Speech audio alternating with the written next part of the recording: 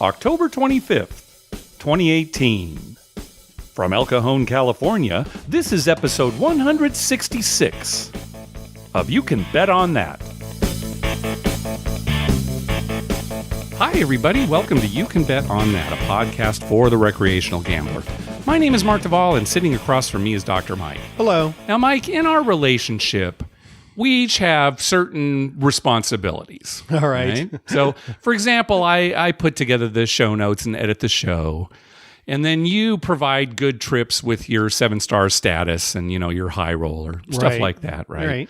I take care of some of the finances, like paying for our bandwidth, stuff like that. You provide the vehicle when we go up to car. We each have our own responsibilities in this relationship, right? All right. And one of your responsibilities, because you know more about it, is to pick the winning sports wagers for us. I wondered where this was going. I've got a question for you then regarding that. What the hell? I suck. Jeez. I don't know. Well, not last weekend, but the weekend before, I was perfect in college football. Yeah, you were. I was perfect. Problem was... Perfect. Didn't miss one. Problem was, there's a miscommunication between us. Yeah. And I ended up going with the point spread instead of the money line, so two of the bets actually did not win. Right. But this last week was terrible. Oh, my gosh. I picked all the winners. They didn't cover. Right, yes. And that's the hard thing about sports betting, picking Sure, winners. I mean, that's why cover. they have it, yeah. And a lot of times the money line, if you're going to bet the favorite, it's just so outrageous. Yeah, right. It's right. You don't want minus 600, minus 800. You don't want to bet that much money or if there even is a money line, some of those games in college football, especially with college, yeah. There's no money line because, for sure so-and-so is going to win. Yeah. Just are they going to win Ohio by... State is going to beat Purdue, right? Right.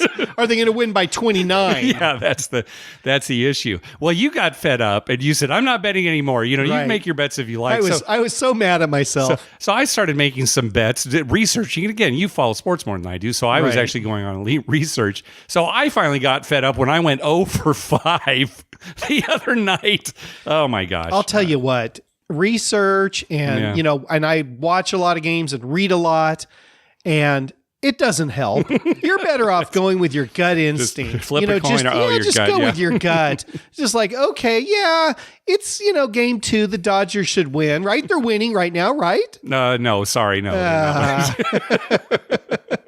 We didn't bet on the World Series, thank goodness. No, we did. We have not bet on the World Series, and here's why: because we like to watch it. Yeah, I was. As we've been betting more sports, and in the past we always said, we don't like betting on sports because then it kind of ruins the game for us. I think that's still true. Oh, very true. We actually enjoy betting on sports that we don't really care about, games that maybe we've got some information on or you're following, but ultimately you don't really care how it turns out. No, I don't really care who wins. Yeah, which is weird that we're not betting on this World Series because this is one. Even though I love watching the World Series, I don't really care how this ends. I think you actually said you were glad the Dodgers and the Red Sox went, right? Yes, I am. I am so happy because if the Dodgers lose this World Series, it'll be 2 in a row, and I'll be so happy. Yeah. And if the Red Sox lose, I'll be so happy.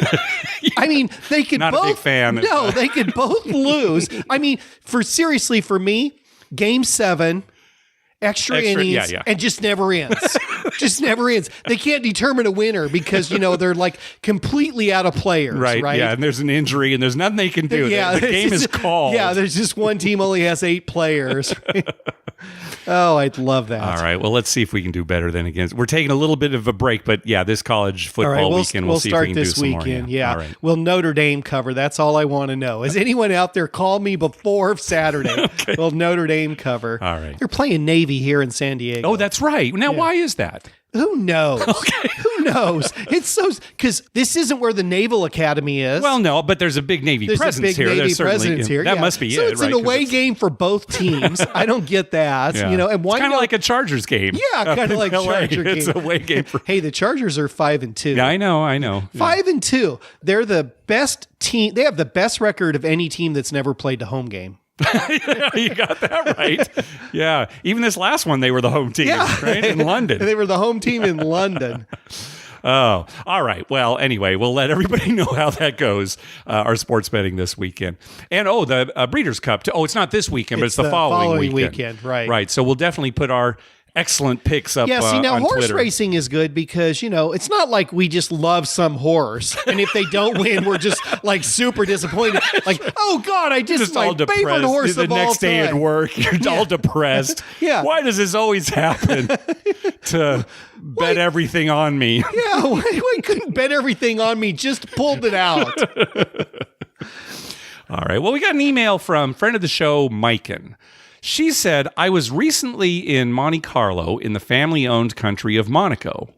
Thought it was interesting that a plaque on the family residence stated the family acquired the country through trickery in 1297. Trickery. Yeah, trickery. Yeah, I think they dressed up in costumes and stuff and tricked them. Just tricked them like Trojan horse type tricking. Oh, I guess these are the owners of the country, and then handed over the keys.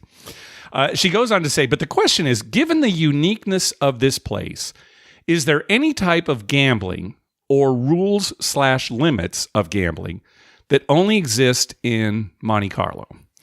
And you and I were talking about this. Neither one of us has ever been. I think you said your brother has been. My brother has been there. So it's certainly different.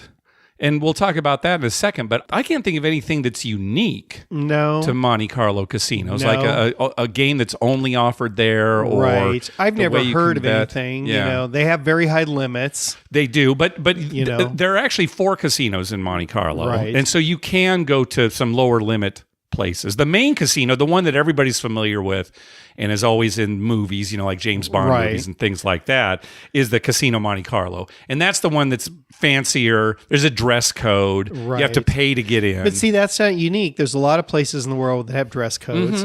China, you have to pay to get in, right? Yeah. Well, it's certainly depending on your nationality, right? Right. Yeah. Right. So locals probably have to pay more there, I would imagine, than tourists, like some countries. That could be, but I don't know. In Monaco, it's sort of a unique area there, right? I wonder what they do with the money that people pay to get in. I mean, does that just go to the casino, or is it some, it should go into like some kitty, and then, a certain day of the year, somebody wins. There's a raffle. Yeah, somebody gets it or something. Right? They come outside. Everybody's lined up outside. Right. And then you wouldn't mind paying it, right? You just like, I got to come back to Monaco in, September because... But, the casino, it is different. It's not like going to an American casino. And they don't have as many slot machines, for example. Certainly in Casino Monte Carlo. A lot of table games, a lot of roulette, of course. Right. Some blackjack, Punto Banco, which is kind of like Baccarat. There is a casino close to Casino Monte Carlo called Sun Casino that I was reading is the most American of the casinos. They even have craps there. Now, what makes it the most American? Well, because they've got American games like craps, Ultimate Texas Hold'em, oh, really? Slots. Oh, okay. Yeah, so different games. Right, so that they you have might a lot find. Of slot machines? Yeah, yes. That'd be the place for us. I think so, yes. Yeah. And my understanding is there's no fee there. Oh. There is a dress code, I think, after a certain hour, but no fee to get in. That dress code thing's rough. I know, it's rough. The thing, the dress code at Casino Monte Carlo, no shorts. Right. I mean, we always go to the casino in shorts. Right. No sports shoes. We always go to the casino in shorts. So, probably no superhero T-shirts. Maybe not. Maybe a superhero tux. Yeah. If there was maybe a tie. A tie with a Hulk on it. Yeah, the Hulk is who you'd have on a tie. But again, we've never been. If anybody knows, honestly, to answer Miken's question, if there is something unique that you can't do anywhere else as far as gambling goes in Monte Carlo, let us know. But I don't know. I bet there is something. Something weird. Maybe not gambling related. It could be that we're not. That we just don't know since we've never been. Yeah, we need to get your brother on the show. Let's talk to him because he's been not just there, but a lot. He travels so much for his job. All over the world. Places. Yeah.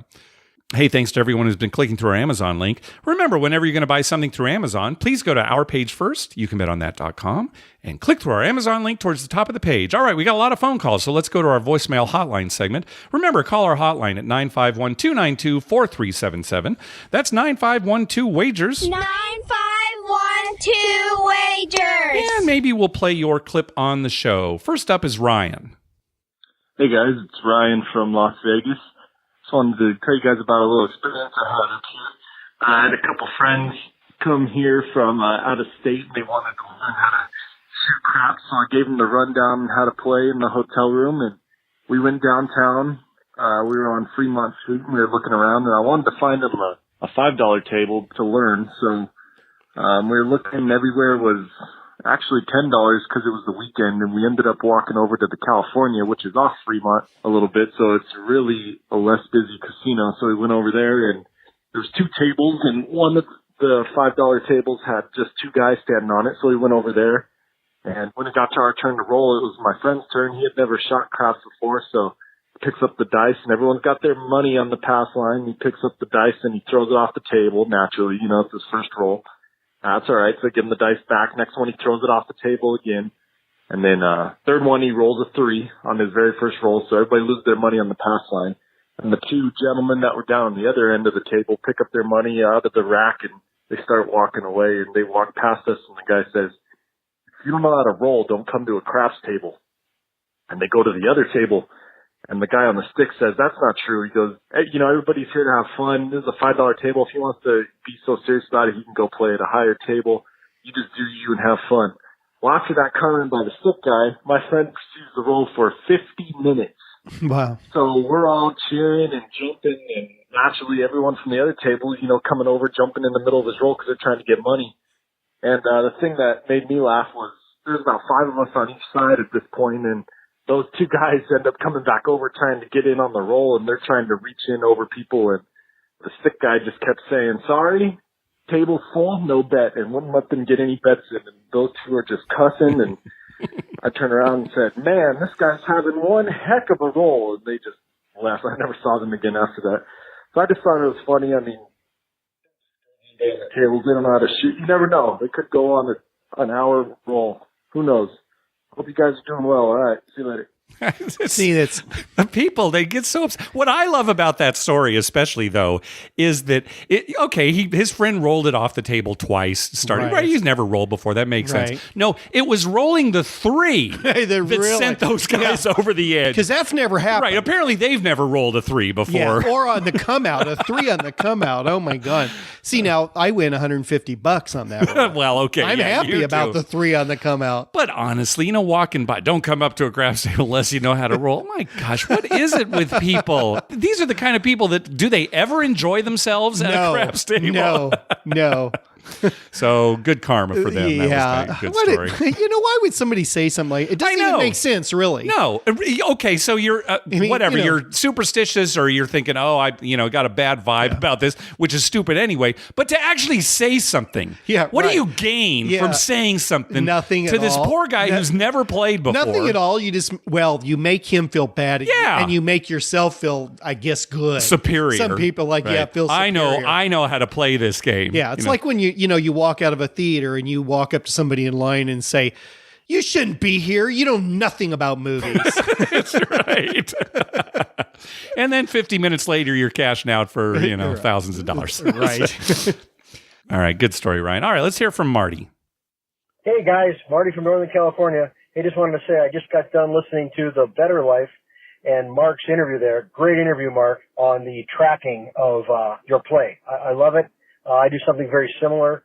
One of the things that I started doing is, in order to, and this has gone into a discussion that's been on your show here a bunch of times, is tracking your play and also tracking kind of what total rewards you're getting. So one of the things I started doing is, when I leave the table, I ask the floorman, how much time did I have on the table, and what did you have my average bet at?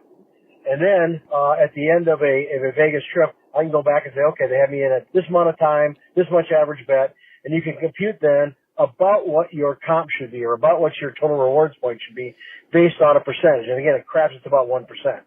So something I do, and it works out pretty well. I think I've got it down now where most of the casinos in Vegas are tracking it very similar, and occasionally you'll have one that's kind of an outlier that's using a different tracking system. Like in the case of the Caesars group, Planet Hollywood is completely different because they're actually using pace tracking, meaning that every time there's another roll, they hit a little button just to the left of the stick man, and so they're actually able to track how many rolls per hour.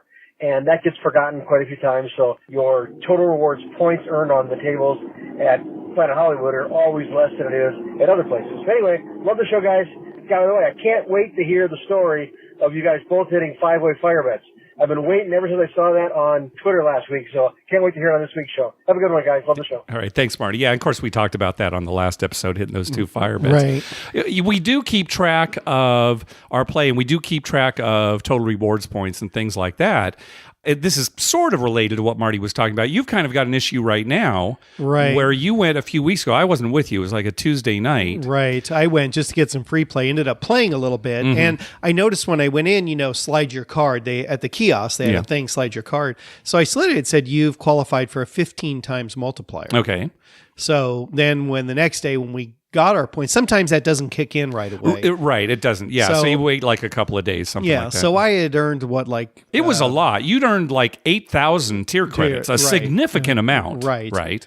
And so, that works out to about $80 without the multiplier. Right. And so it should have been $80 times 15, right? Yep. Which would have put me over $1,000. Oh, yeah, sure. But that's not what. No, it was closer to like $150. Yeah.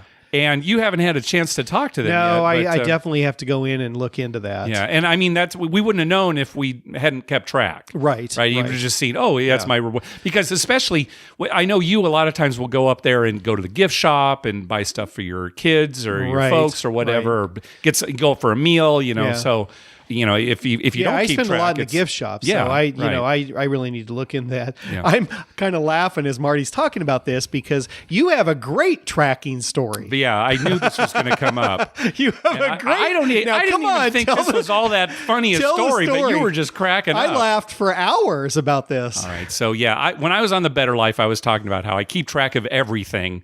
And I separate it from our family money because money that's in my pocket, I consider that my gambling stash. Okay. But of course, when we're out somewhere, maybe I have to pay for something, and I keep track of that, to make sure I get reimbursed from the family, or vice versa. Reimbursed from your family. Well, hey, if I bought dinner for everybody, that shouldn't come out of my gambling stash. So, of course, whenever we go to the casino, the next morning I go through all the finances. I've got a spreadsheet, and I figure it out. And every once in a while, it's like, I'm $5 short. I'm $10 short, and I have to go back in my mind. It's like, oh, that's right, I forgot. I got a snack at work, or I forgot I did, or something like that, or oh, that's right, one of the kids needed something. I forgot, right? Well, this last week I went through everything, and I was $5 over. I had $5 more. You had $5 than I too thought. much, right? So you ripped somebody off, is what it is. I'm trying to think. Did Mike slip me a $5 to play a trick on me? I think that doesn't really seem like something he'd do, but because he knows how meticulous I am about the money. If I wasn't so lazy, I would do that because I'd love to see you just get so frustrated over having $5 too much. And I still haven't figured it out. And the thing is, I'm telling you this story, and I was not ready for the reaction. You just cracked it. You're still laughing about it. Yeah, I'm laughing because I know it bugs you to death. It bugs me a little, but I mean, I'm thinking, you're gonna 30 years from now, I don't know where that $5 came from. I'm ultimately just going to take a $5 bill and throw it in the trash so that everything works out. My ledger's correct. God, you know what this reminds us of, and we were talking about this years ago at Binion's when they had $1 craps. It was $1 craps, 100 times odds. They were telling us a story about a regular there who was a very low roller. $1 pass line bets, $1 come bets. And he would constantly be counting his chips. Right. And they were mostly $1 chips. Yeah. But, in between rolls, he was obsessive about it. When he checked. Right. And then he'd go to the bathroom and, would watch my chips. And he'd come back and he'd count them again to make sure they were right. They were all there. Well, one time when he left to go to the bathroom, the boxman said, yeah, put an extra $1 in his rack. Not take one away, but put one in there, right? And so the guy comes back and he's counting. It's like he's starting to panic, right? He's like, "What's going on? I have more money here than I expected." See, that's going to kill somebody with OCD. He's going to be like, "Oh my god, did I count wrong?" Oh, but I know I counted it 10 times. Did I count wrong? I thought that was such a great prank because you're not taking money from. He would have gone ballistic if he'd been $1 short. If he'd been $1 short, he would assume somebody robbed him, right? I just like the fact that when something odd happens and you can't explain it, and it's just, I'll tell you what, this goes back. One of the funniest things, now this isn't gambling related, but I laugh at this to myself. I think I know what this is going to be, but you go ahead. Okay, see if this is what you think. we had this friend who we worked with, and he would read his Bible on his breaks. Oh, that's right. I think you may have told this story on the show before. Did I tell this story before? It's possible you have, yeah. But it was so funny because he did. And this other friend of ours one time wrote a little note, and it said, what did it say? Something it said, like, best wishes, God. And he just put it in his Bible, just randomly put it in there. And, weeks went by, and we had all forgotten about it. And then Dave, the guy who read the Bible on his break, he just one day just opens up and he's reading and turns the page and there's this note, best wishes, God. And he just walks out and he knows we did it, but we did it like months ago, right?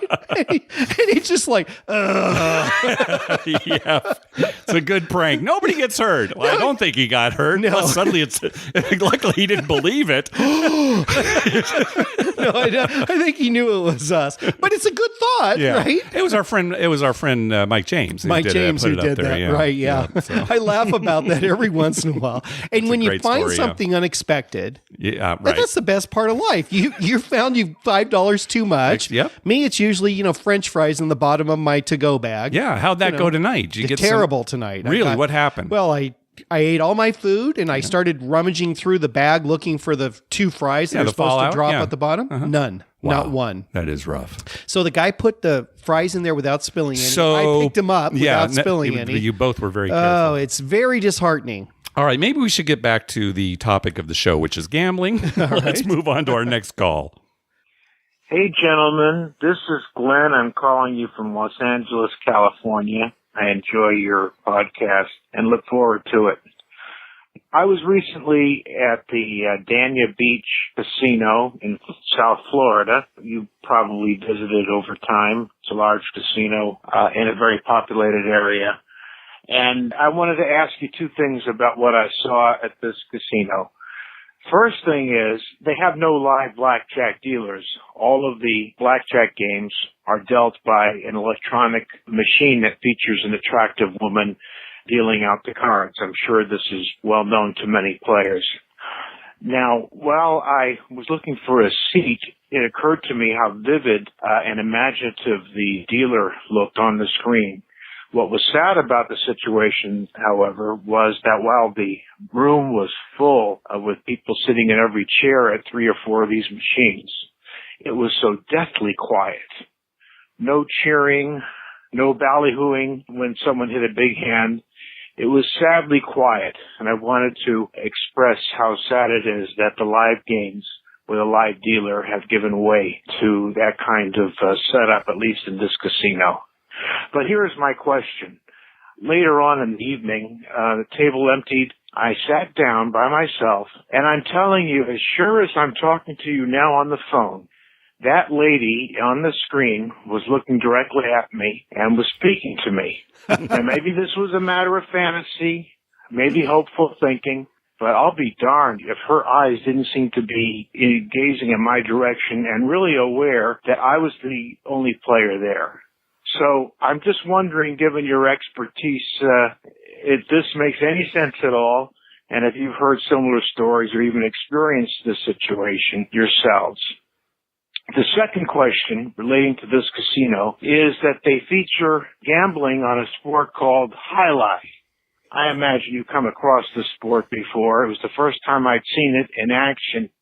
I don't know if it's worth your time explaining it to the rest of your listeners, but I was fascinated by it, and while I didn't bet it, it took me a full hour or so to really understand how it works and how people are betting it.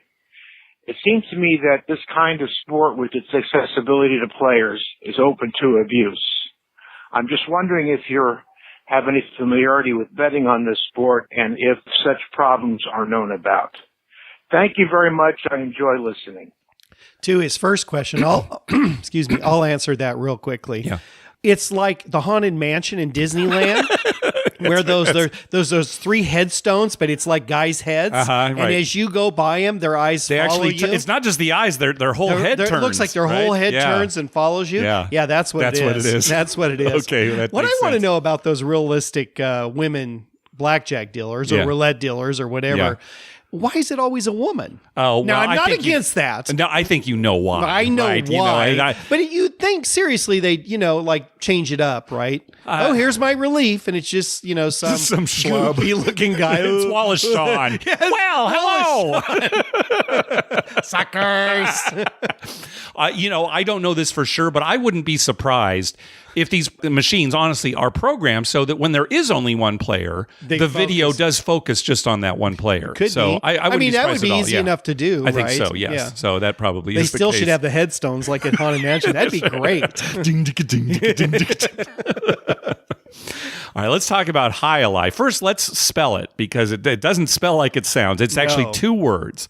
Hi, Jai, and Alai. Alai. Alai. Yeah, right. So the J sounds like an H sound. Right.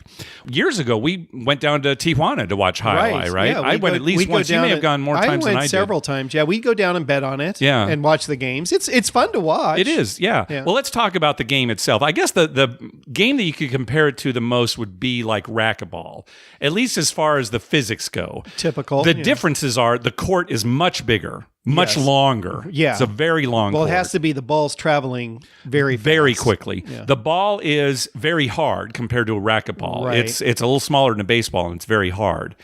And instead of hitting it with a racket, the players actually catch the ball with these big scoops. You remember playing with Nerf balls where they had in the backyard and you catch them with those scoops? Yeah, you still see people at the beach Except they're much bigger. They're these big scoops. And they're attached. They're huge. Oh, they're really big, and they're attached to the guy's arm. It's not like a cyborg, but it's like taped onto his arm, so that you can't drop it. The Borg are very good at highlight. So the idea is that you catch the ball, and then you have to return it. In other words, send it back to the wall in one motion. Right. So you almost catch it forward and bring your hand back and then throw it forward again. Yes, right. So all in one motion. You can't. The idea is you can't catch it and hold on to it. Yeah, or take a step. You have to catch it and then kind of keep your arm moving and like that. And then the point again, it's kind of like racquetball. If the ball bounces twice before you get to it, you lose a point, or if it goes out of bounds, things like that, right? I think it can take one bounce and that's it. One bounce, right? And it has to land in a certain spot when you serve, and things like that.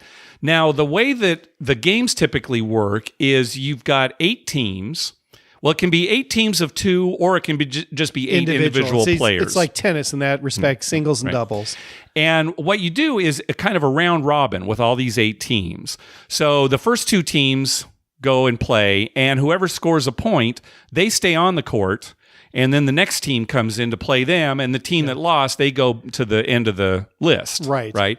And you just keep going like that until a team has scored 7 points, or in some games it's 9 points, but a certain number of points. A certain number of points. Yeah, I should know what that's called because they do that. My daughter's tennis, they do that. Oh, okay. Well, it's that's like what a round they play robin. at tennis. Yeah. Yeah. Okay. And then, so you see who finally gets the most points. Right.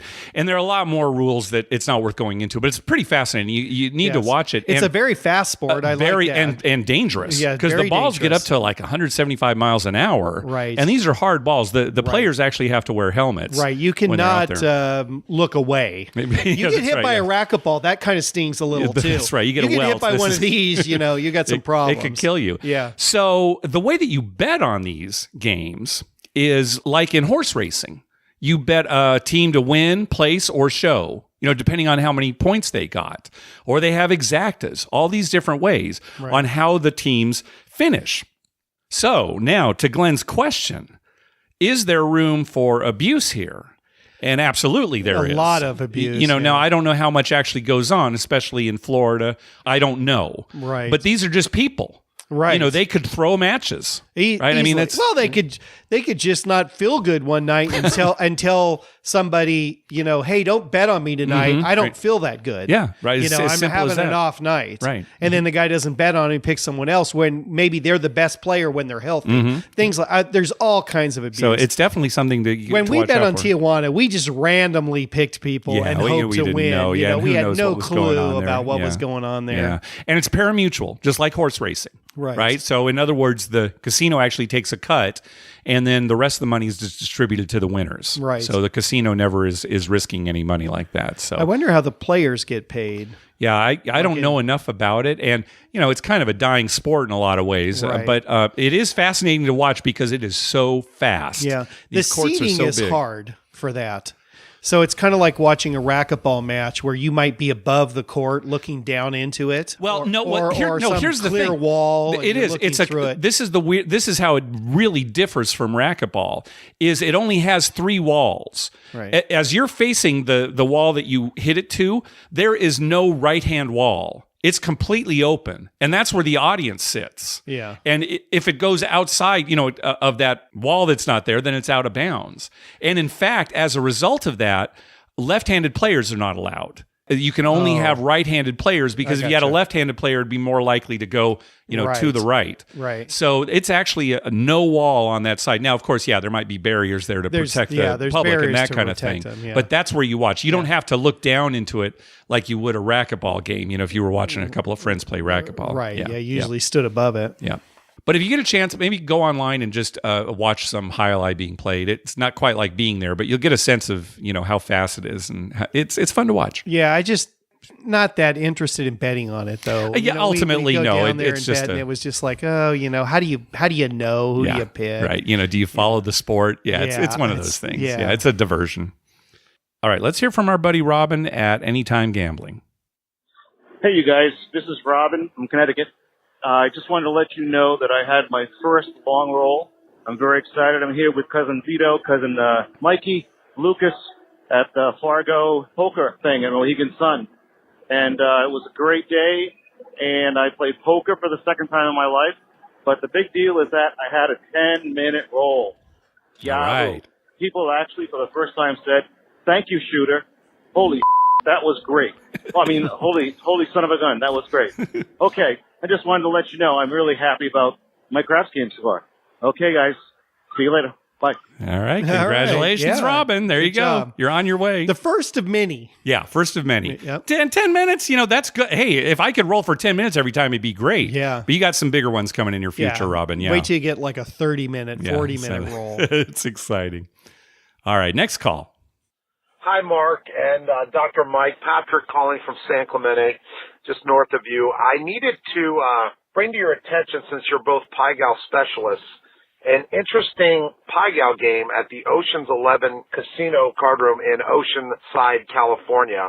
I've played the Pai-Gow game there probably 7 or 8 times, and what's very, very interesting, it is a no-commission Pai-Gow game. And in California, as you know, you must pay $1 to play the hand.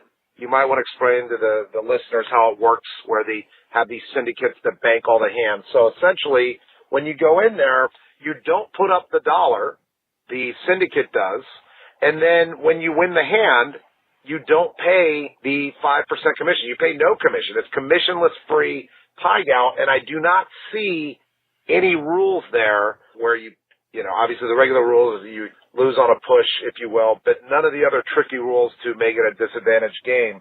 What's also interesting, and I've not seen this in any of the other casinos that I've been to around the world, you can actually lay the 5% fee up front and bet that you will lose against the house. The only catch there is if you push, you do not get your 5% back. And I'm wondering if you've talked about that. I've listened to your previous shows, and I don't see it. I have not heard it, and I know that you're both Pai-Gow professionals. So I'm wondering if you could look into that and address it and see if there's anything that's blatant that I'm missing, because it seems to me that it's the best Pai-Gow game in the world, in that it's no commission with no trickery. Thanks so much, and I appreciate the podcast. Bye-bye. All right, first, let's talk about how Pai-Gow poker works at California card rooms. All right. So in California casinos, tribal casinos, it's the Pai-Gow that you would see in a typical Las Vegas casino, right? It works that way. Right. But in the card rooms in California, these are the rooms that are not on tribal land. They're just poker rooms. They're grandfathered in under... Yeah, maybe they've been around laws for a while, but these Right. are just card rooms. The house is not allowed to bank table games. So what they do in the case of, say, blackjack or Pai-Gow poker, they offer the option to bank to players at the table. Right. And years ago, we used to do this all the time. We'd go out to Saquon Casino and we'd play Pai Gow, and each player or each spot at the table had a chance to be the banker. And the way that it would work is if you were the banker, you would put up a certain amount of money and you had to pay $2 for the privilege of banking. Right. No matter how much money you had out there. No matter how much you put out, won or lost or anything, it was always just $2. A $2 fee, basically a tax, a table tax, just to play. If you were a player, they charged you $1 for every $100 or part thereof that you wagered. Right. You wagered $25, it was $1. You wagered 99, it was $1. 100, it was $1. 101, it was $2. Right. Exactly. So what's happening here is the casino doesn't care what the outcome of the game is. Right. They're getting this collection every hand. And in fact, the amount that they charge is kind of arbitrary. You know, $2 for the bank and $1 for a player for every 100. Right. It really is arbitrary. So the casino can determine, well, how much are we going to tax these people for playing this game? Right. And basically they probably figure out how much it costs him to have a dealer there. Yeah. You know, and supplies, new cards, things like that. And now, as time went on, it turned out that some people would pool their money together, these so-called syndicates, and actually pay people to sit in the casino and act as banker every time. Right. They'd have a ton of money out there. And some players would like that because they would always get their money covered. So if you made a large bet, let's say you bet $500, but the bank only had $300 in it. Yeah, right. You could only win $300 or lose $300 or lose $300 bucks. Right. You could not exceed that amount. Yeah. However, when they got these syndicates going, they came in with tons of money.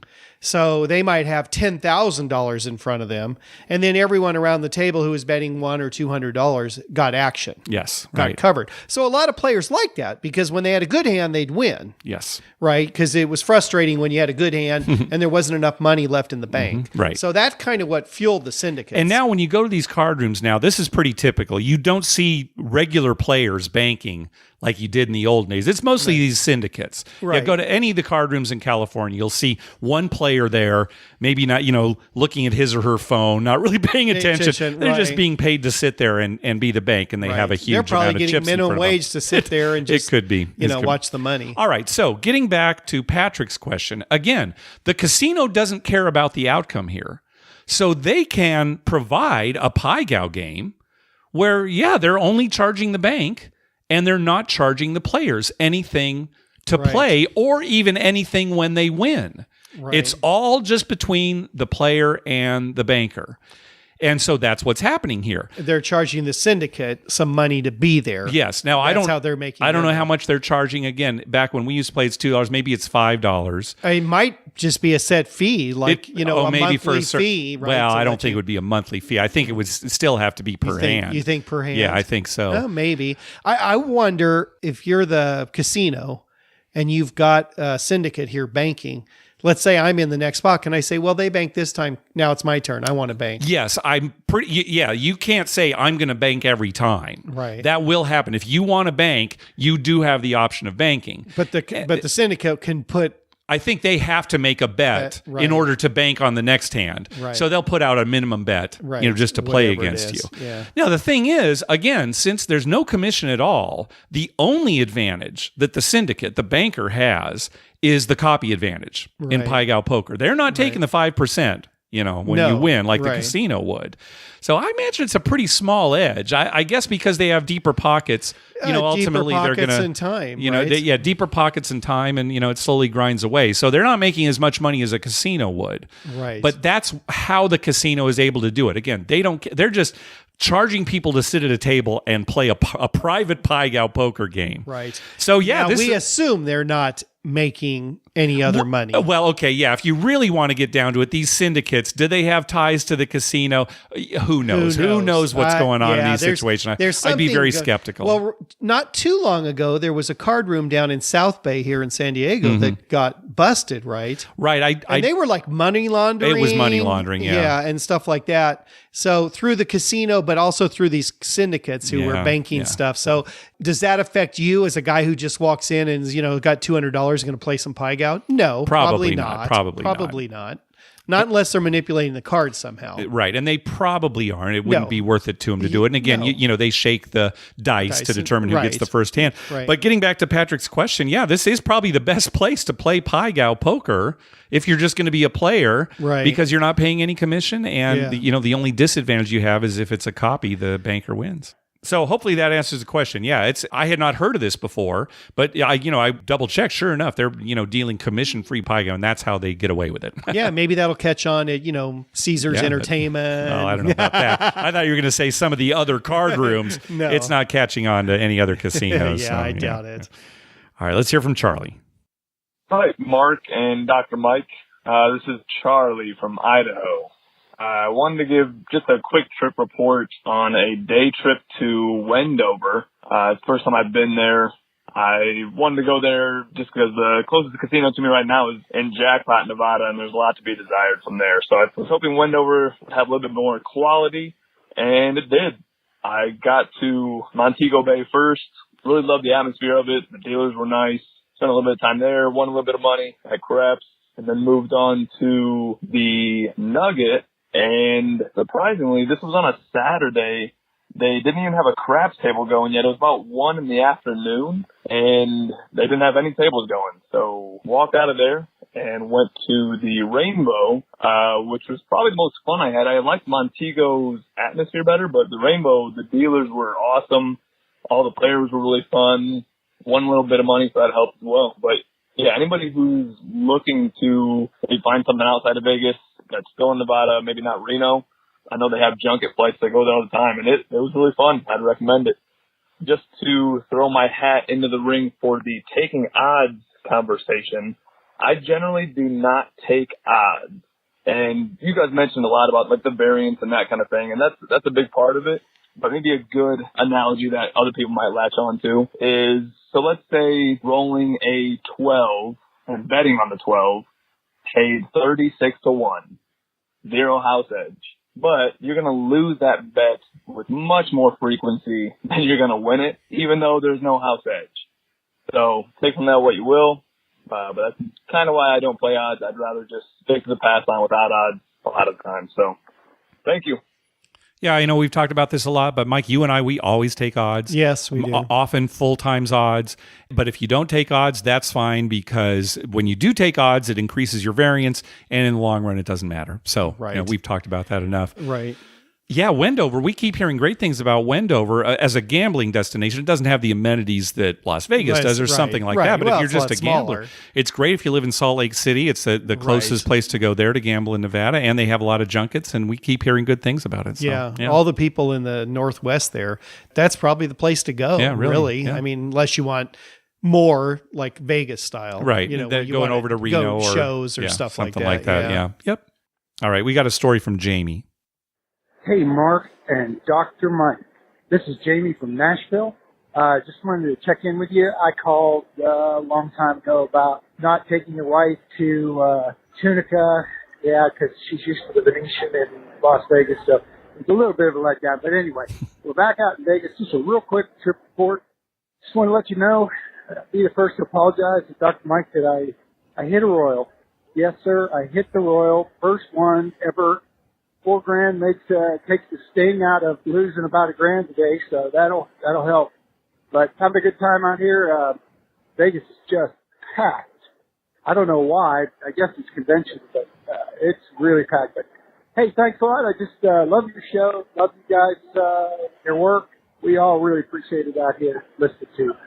Thank you. Bye. There you go. Another listener hits the Royal. I'm going to be the last person in America to hit a Royal flush on video poker. That's true. Even people who don't gamble. That's your goal. That's my goal. Right. Even people who don't gamble. I never put a dime in a machine. I hit a Royal. Don't play it too much then, Dr. Mike, if that's your goal. Well, Jamie actually called again with kind of a cautionary tale about hitting these jackpots at machines. So let's listen. Hi, guys. This is Jamie again from Nashville. Last night I hit that Royal, and I wanted to tell you what happened. Afterwards, I walked away from the machine, and about a half hour later, I remembered that I still had $130 in the machine. So when I got back to the machine, of course it was gone. Somebody printed out the ticket. Well, kudos to New York, New York. I'd never heard this before. But what they did was they reviewed the tapes and they saw that it wasn't me that took the money out. And one of the attendants there came back with $130 for me. So kudos to New York, New York. Even though it was my fault, they did the right thing. Anytime I've won a jackpot before, the attendant has always referenced the machine and said, look, you got some money left on it. Don't forget about it. Or make me play one reel. But anyway, I just thought I'd let you know about that. Thanks very much, guys. See ya. Like Jamie said, usually the attendant that brings the hand pay will remind you, oh, don't forget, you've got $50 don't up just there get up still, and leave or all spin excited, another one. yeah. And sometimes they forget because they know that you're so excited about hitting the jackpot. That's all you're thinking about. Hey, I won, and then you just leave. So that probably happens quite often. A lot, That's great that they gave it back to him. Yeah, good for though. them. Yeah. When he said something happened, I thought for sure he was going to use the word trickery. Because Really? It's been used twice on this episode. That's right. Maybe somebody dressed in some costumes and some said, kind of trickery. oh, let me put that money in the bank for you, sir. Okay. All right, next call. Hi, guys. This is Chris from Long Island. First-time caller, long-time listener. Just want to give you a quick trip report. I went to Foxwoods in Connecticut on the 13th. Pulled in for $100 and colored up for $600. So I'll call that a win. Played mostly a conservative strategy, starting off with just a pass line and 2 come bets. Switched it up when I got bored to a 6-8 regression. It was a $10 table. So ended up doing $18 each and then making it look like 12 each once one of them hit. Got to a point one time where a shooter was shooting for felt like 40 minutes, and me and the group that I was in started a shoot forever type chant, and the dealers were in on a bunch of bets on that, so we had them cheering along, chanting the same thing. The roll probably went on about 6 or 7 more throws before ultimately 7 down. But I did get to color up that day, and it was certainly a fun trip. It was celebrating my birthday. Thanks a lot, guys. Keep up the good work.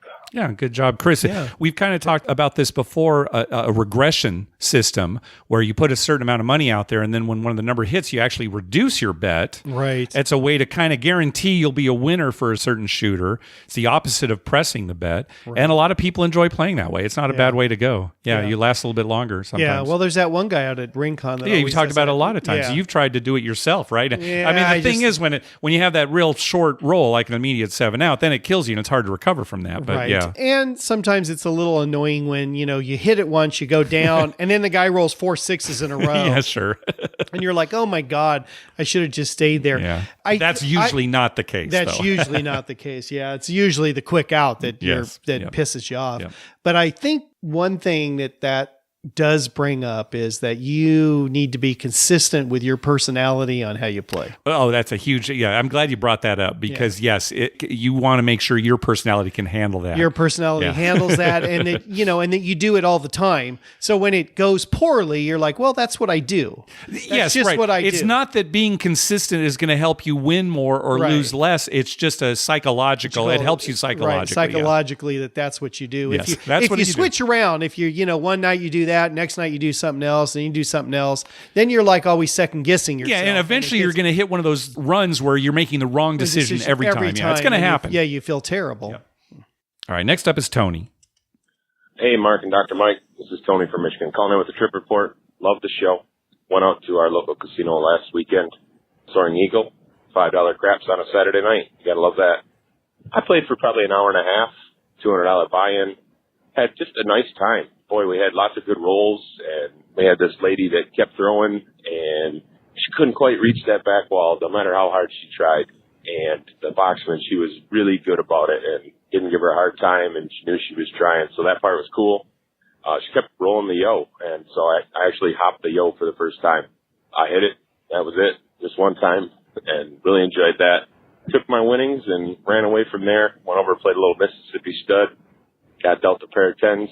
Tripled up and ended up with a full house. So it was a great night at the casino. Gotta love that $5 craps on a Saturday night.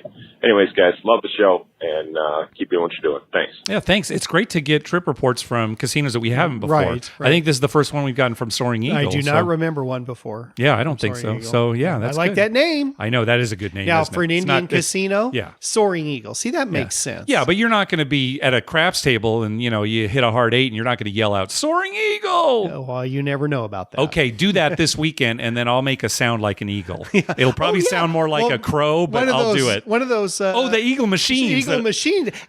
All right, I'll yeah. Yeah. It's like the most annoying sound it ever. just keeps going. All right, you want to hear a good story from the El Cortez? I've been waiting for an El Cortez story. All right, here it comes. Hi, Mark and Dr. Mike. This is Trucker Jamie from New Jersey. I'm just calling in with an interesting story from a recent trip to Las Vegas. I was staying at the El Cortez for Vince and spent most of my time there gambling, played some craps. They have a really great bubble craps machine that's dollar minimums with 5 times odds. The experience I had with the gamblers at El Cortez, however, was very different. The best story I have is I was there late night on Friday, Saturday morning, and I see the gentleman next to me who had been sleeping there, woke up, had some friends come by, give him some money to put in the machine, along with some of the 10 and 15 cent vouchers that he had collected from around the casino. He started betting, and the waitress came around. He ordered a drink, and I saw him place 2 large family-sized tins of tuna onto her plate. And I had took it to mean that he had been deciding to tip her in tuna cans. Now, the story would be strange enough, but it gets weirder. So she comes back around with his White Russian with whipped cream and a cherry on top, and he begins asking her about his sandwich. He had not intended to tip her the tuna cans, but rather had expected her to go back to the waitress area of the bar or the restaurant, collect some bread, collect some mayonnaise, and make him a tuna sandwich with the cans of tuna. He then began to loudly complain about El Cortez not having any bread and how unreasonable it was that he could not get a sandwich. I told this story to a few friends, and I definitely think it's the strangest thing I've ever experienced in a casino as far as another patron goes. So the El Cortez has great rules. It's a good time, good drinks, but you got to be a little careful about the people you gamble with. Thanks a lot, guys. If you saw this on Saturday Night Live, it was like a sketch, right? Right. You'd think, oh, that was pretty funny, but of course that never happens. Right. I would love to have been there to seen that. That's the best story ever. The complaining. That's what makes it. This is ridiculous. No bread. I want 2 slices of white toast, some fried chicken, and a Diet Coke. Oh, that's great. We got to go to the El Cortez more often. Yeah. Oh, my gosh. We should just go to the El Cortez with some cans of tuna. We should see what happens. Just see what happens. We've heard it on there. That's right. You wink at the cocktail waitress. You know what you're going to do with that, right? You know, what is she thinking? Yeah, I know. We may not be getting the whole story. Yeah, but when she first got the tuna, it's, there's okay, got to be thank you. something more. I mean, has she gotten tuna as a tip That's before? Right. I hope she was nonplussed. Just, yeah. Okay, thank you. Yeah. Enjoy your money. drink. There's no money here, but I got some tuna for you. Oh, my gosh. That's so good. Yeah. All right, next call. Morning, Dr. Mike. This is Cody from Alabama. I wanted to call in and talk a little bit about statistics and probability related to table games as well as sports gambling and see if there was maybe a correlation in the numbers. But, gamblers a lot of times would see a game like roulette where, numbers are posted from previous spins on the wheel and, there may be 10 numbers posted and there's been 7 red. So sometimes the gambler will think, well, there's got to be a higher probability the next spin's going to be red.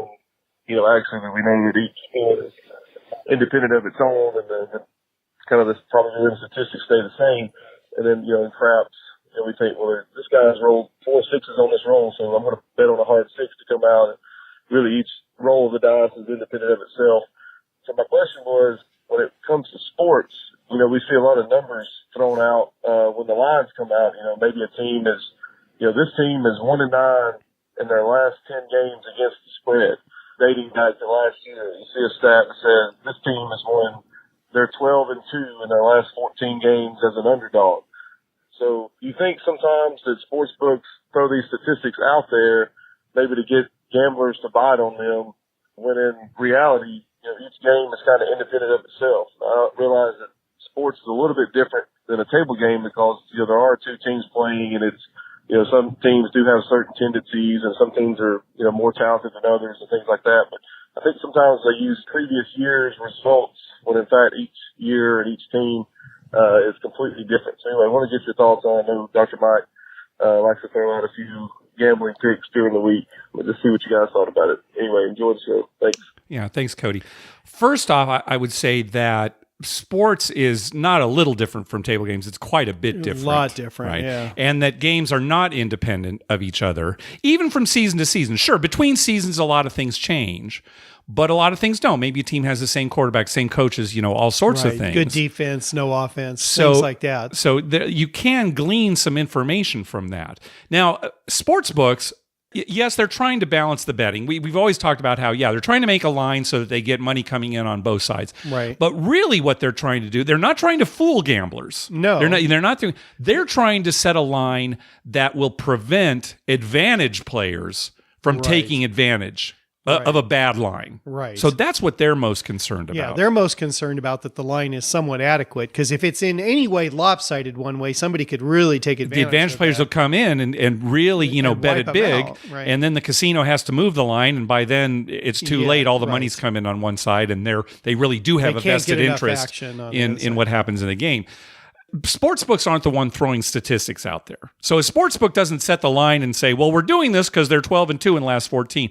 No. The guys that are doing that are the sports touts, the guys that are trying to sell you their picks or tell you that they're the experts. They're the ones that are throwing out that kind of information. That kind of thing you do need to watch out for, because maybe they are trying to get some money out of, hey, we know what their record is. We have inside information, or here's some more statistics. So that's what funny. They throw out statistics and call it inside information because anybody can get those statistics. That's true, yes. Now, I don't know if you noticed, but this last Sunday, Cincinnati played Kansas City on Sunday night. Mm-hmm, right. And the network showed a statistic kind of towards the end of the game after Cincinnati was already getting blown out, that they're 0-9 on Sunday night games. Okay, right. Cincinnati has never won a Sunday night game. Yeah.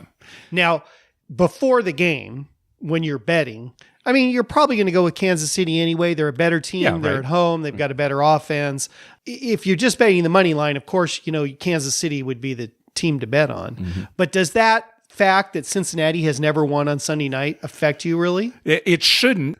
You get a Sunday night game maybe once every couple years. Yeah, right? Some of the bigger teams might be more, but let's say Cincinnati, let's say that the first one that they lost was 8 years ago, 9 years ago. A totally different team, different players, different coaches. And they're not thinking that. And what about the Thursday night games? Yeah. What about the Monday night games? Right. I mean, the players go in there, God, our franchise has never won on Sunday night. Let's just call this one in, I don't know about stuff like that. Yeah. But, getting back to Cody's question, really, the sports books, what they're trying to do is set a line that will prevent them from being taken advantage of. Well, they're only concerned, and we've talked about this many a time, you and I, their only concern is that they want to make money and not get hammered, not lose a lot of money. They just want to make money no matter what happens in the game. Again, sometimes they have a vested interest because the money just comes in a certain way. But yeah. But most of the time they don't. Most of the time they could care less who wins. Yep. They just want to... It's like the card rooms here, right? They don't care who wins the pie gow hand. They just want to get their cut. They just want to get their cut. Yep. All right. Let's finish up with a message from our buddy Josh. Hey, Mark and Dr. Mike. This is Josh from North Carolina, and I just wanted to share a story from a recent Las Vegas trip. So my wife and I were in Las Vegas last weekend, and we were staying at Harrah's for the first time and really had a great experience there. We ended up with a comped room in the renovated Valley Tower, and it was really nice. I love how there's a Starbucks right off the elevator, so you can get your fuel in the morning before it spits you out right there in the casino. So you don't have to go too far to get your caffeine fix and your gambling fix. So that was really nice.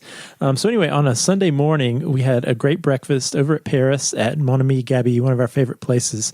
Anyway, then we headed back over to Harrah's, and they had a $5 craps table there on Sunday morning. So I was pretty excited to see that. I bought in for my usual $200, and there were a couple shooters, including myself, who really didn't do a whole lot. Then this fairly young guy bought in right after me. He was standing right next to me, and he bought in for $85. So after I had pretty much immediately sevened out, he got the dice and proceeded to roll for an hour and 15 minutes. Now, Mark, you probably don't remember this, but at VIMF last year, we had a brief conversation about how it would be interesting to compare how long a roll actually lasts versus how long people think it lasted. However, my wife, I had sent her a text right at the beginning of his roll, so I had a timestamp. And then I looked at the clock when he finally sevened out, and it was right at an hour and 15 minutes. Nice. So to give you an indication about this roll, this table had the repeater bet, which I was on for $10, $1 on each number. And he was not rolling sevens at all, even on the come out roll. And he hit so many repeaters that I lost count. But at one point, he rolled 6 8s to pay that repeater. And the dealers asked if I wanted to go back up on it. And I jokingly said, oh, sure, he'll roll 6 more. And sure enough, he did. He rolled 6 more 8s, so that paid again, and even a couple more before the roll was finally over. And that's one thing that's fun about the repeater bet that I like, is on a long roll like that, it just seems to keep paying over and over again. The crew at Harrah's was really great. Another memorable moment from that roll was at some point, the shooter came out on an 8, and the stick man, who was this really boisterous and interactive guy, although we were dropping lots of tips, so that probably helped his mood, but he hustled all 10 players on the table to put money out on the hard 8, and I almost never play the hard ways, but I tossed $5 out on it. I was going to join in, and I'd made so much money at that point, why not? So anyway, the chips were just overflowing on the hard 8 layout, and I think you know where this is going. The very next roll, bang, hard 8, and the table exploded. My wife was on the blackjack table across the casino, and she said they all heard us and commented that things must be going well. But when all was said and done, I cashed out for $2,000, 10 times my initial buy-in, and this was by far my biggest single-session craps win to date. Anyhow, I just wanted to share this story and hope that I can catch up with you in Vegas sometime soon. Last thing, I recently turned one of my coworkers on to craps and your podcast, so now I have someone at work to talk craps with and to recap episodes of your show. So if you don't mind giving Jeff a shout-out, I'm sure it would make his day. Thanks, guys. Keep up the good work. All right. Yeah. Hi, Jeff. Welcome to the show. Yeah. Thanks Glad for listening. you could join us. Hey, I bet if he was at Harrah's early in the morning on Sunday, Dealer David was probably on that table. Yeah. David's one of the nicest guys you'll ever want to meet and a great dealer, good guy. So I'll have to see when I go in December. I'll ask David if that was, because that's his shift. Yeah. I'll ask him. They usually only have one table in the if morning. It's early. Like that, if it was early enough. Yeah. Well, one thing Josh was talking about the repeater bet. Boy, when you're on a hot roll, those repeaters, if you've got them out there, it seems like every few rolls you're winning one of them. Right. If you bet them all, yeah. right? And it's just, there's another one. There's another one. Yeah. It's well, exciting. That 6s and 8s, 90 to 1. Oh my gosh. 90 for one. And yep. I'll tell you what, you hit that $90 next time, Josh, you put 5 back on it. Oh, that's good. Cause it's coming. I mean, you still made $85, right? Yeah. So put 5 on it and then when it hits, you're really really doing good. And thanks again to Josh. Josh was the one who set up that private table at Mandalay Bay last year, right after the shooting. And that worked out great for us. So, thanks for doing all that, Josh. He makes a good point. I would love to keep track of how long a roll actually lasted versus what people think. Because they always look at you, oh, that was a great roll. Was that 20, 25 minutes? I'm thinking, no, like 4. When there's not very many people, it's going fast. Yes. And a good roll can be really good, and it can only last like 7-8 minutes. That's true. Now, vice versa, we've been on rolls at Harrah's Rincon that seem like they're taking forever because they are. Because there's so many people at the table, and there's so many prop bets. It's still a good roll, but every roll's taking 2 minutes in between roll. Right. So, when you add it up and you're like, well, that was a 20-minute roll. Well, he only threw the dice 10 times. Yeah. Right? It was like, Yeah. All right, well, that's going to do it for this episode. Hey, we want to thank some people for some PayPal donations. First of all, recurring donations from Brian Dancer, also from Brian and Sarah, and from Josh that we just heard from there. Also, thanks to Guillermo for his donation. He said, keep up the good work. Don't stop. Go Chargers. The only team where every game is an away game. Guillermo from the OC. Oh, exactly what we were talking about. Yeah. Well, he's probably going to the games, right? That's what. And he's got the opposing team logo on every time, all the gear. Right. Yeah, that'd be great. That's a good thing, Mark. You just hit on something. What's that? You be a Charger fan, and you have all the other teams' logo, shirts, and everything, and you go to every Charger game. Right? Okay, so why is that good? Well, I mean, I'm laughing. We just market that as a thing. Oh, that's what you do. We sell people the jerseys and stuff. Okay, I see. Oh, you have Charger season tickets? Well, here's what you'll need for this season. Here's what you'll need for this season, and we set them all set up. Also, a donation from Lee and Bill. They said, hey, guys, this is a karma donation from Lee and Bill from Indianapolis. We arrive in Vegas October 21st for 3 days. We love the podcast and talking craps. We hope this donation will bring great success in all of our craps play. Thanks for all you do. And they actually sent us an email after their trip was over. It sounded like their craps did not go very well, but they said they had a great time. So that's good. Yeah. Also, a donation from Joe. He said, I was the original Muckleshoot caller, so I feel like I owe this for unleashing a monster. I don't know. I think we owe him. Yeah, I was going to say, I think we owe him. Actually, a karma donation for an upcoming work trip to Portugal, where I'll try out Casino Lisboa. Lisboa. I'm sure you're not saying that no, right. it's probably not. But Joe, let us know how that goes. I don't think we've gotten a report from Portugal we need a report on that. We're getting from all over the world casino reports. I love that. Also, a donation from our good friend Gina. She says, hi, Mark and Dr. Mike. Karma donation for an upcoming Hardways birthday trip to Las Vegas, October 26th through the 28th. Good. So that's coming up this weekend. So good luck, Gina. Yeah. Also, a donation from Martin. He said, thank you and keep entertaining us. And finally, a donation from Trevor. Mark and Dr. Mike, this donation is for an upcoming Vegas trip the first weekend of November with my little brother, who I got into craps when he turned 21 3 years ago. It's also in honor of my father-in-law, who got me into craps 15 years ago. My father-in-law was diagnosed recently with stage 4 pancreatic cancer, and I just hope to get to play with him one more time after he finishes chemotherapy. Thanks, as always, for the podcast. And, that's great, Trevor. So thank you very much. And I hope that really turns into more than one. Yes, I do too. And, we've all been touched by cancer. My dad had a scare a few years ago, right? Terrible. It really is awful. So we're hoping for the best. Hey, be sure to check out our TV listings showing all the gambling-related shows coming up within the next 2 weeks. We update those listings every Wednesday using a customized program that searches through all the raw American TV data. Just go to youcanbetonThat.com/TV-listings. We'd love to hear from you. Call our voicemail hotline at 951-292-4377. That's 9512-WAGERS. Or you can email us at youcanbetonThat@gmail.com. You can also follow us on Twitter at YouCanBetOnThat and on Facebook at Facebook.com/YouCanBetOnThat. Finally, please go to your favorite podcast app and write a review on us. We love getting your feedback.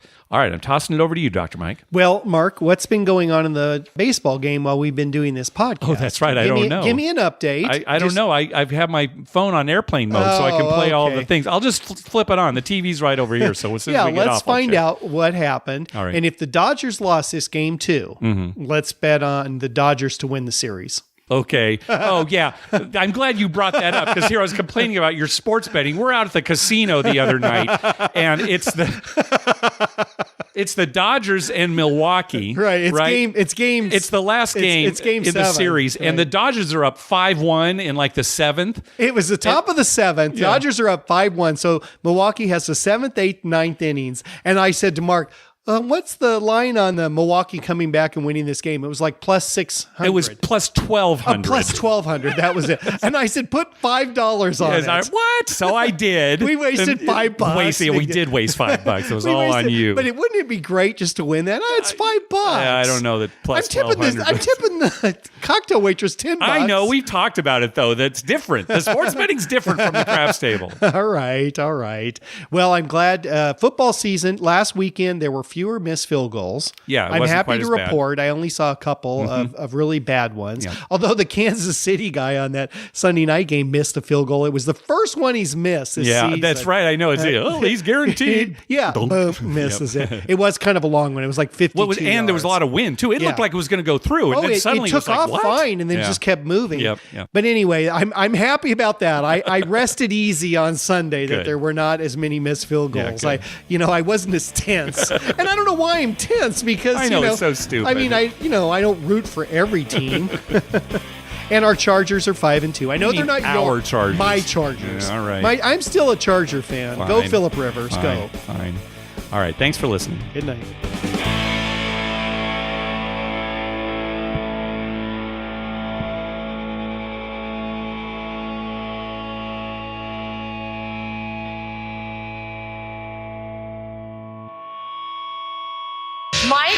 Mark, that was wonderful. I had no idea you were so talented. The audience is going to love you.